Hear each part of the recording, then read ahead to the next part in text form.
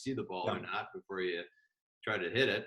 But Skillshark provides this ability to, give more subjective commentary and things like that.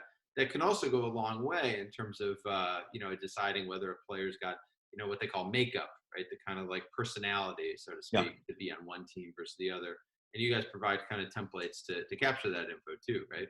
Yeah. So like one of the most exciting things that we launched just recently is on the topic of developmental resources. So our customers, whether you're a youth sport org or an academy, you can set up rules saying, hey, any kid who scores lower than blanket of 10 on hitting mechanics or pitch recognition, whatever is being measured, automatically gets tagged a resource that the organization deems appropriate, and it gets tagged to the kid's report card. Mm-hmm. So that is fully customizable as well. The organization determines what's age appropriate, what's skill appropriate based on the kids that are involved, and they can set up those rules. Been received incredibly well by our user base. They love it. A lot of academies who have their own branded developmental resources, now they can intelligently distribute that material out to the kids, only to the ones who need it. So it's working really well. Right. They're not giving like swing mechanics lessons to somebody who gets 100 on swing mechanics. Exactly. Right. Why screw up a perfect hitting engine if you don't need to, right? Right. So, right. Yeah. And that's actually something that, as we got more into player evals for league placement, there's always the next question of, okay, now you've measured it, how do we make it better, right?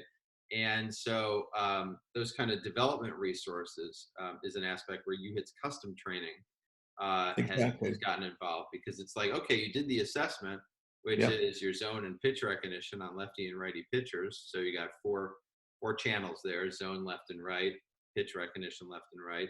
Now, you're getting 40 points per pitch on righties, 20 points per pitch on lefties.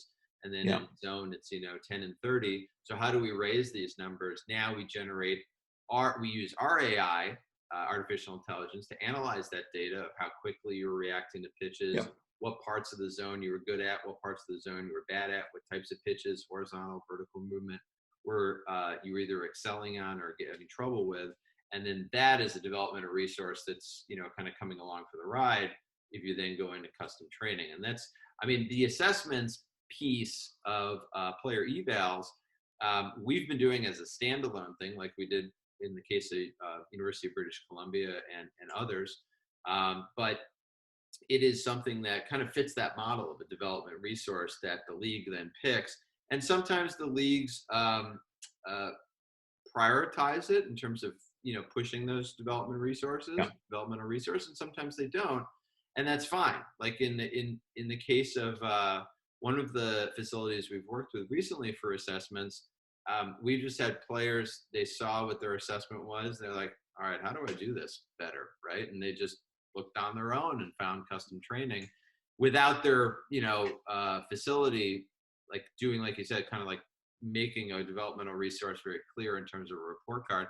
Because every facility we've noticed kind of does it differently, or has different level of, I guess, focus on what are the next steps. And then there's different parent involvement too, every step of the way. So we try to make it as seamless as possible. But in the case of Skillshark, you're leaving it up to the organization that is hired you all in terms of making their eval and then their development resource next steps. Is that right? Right. Yeah. And the biggest advantage of those resources is from the parents' perspective. So think about all those parents who do not know the sport as well as the coaches do.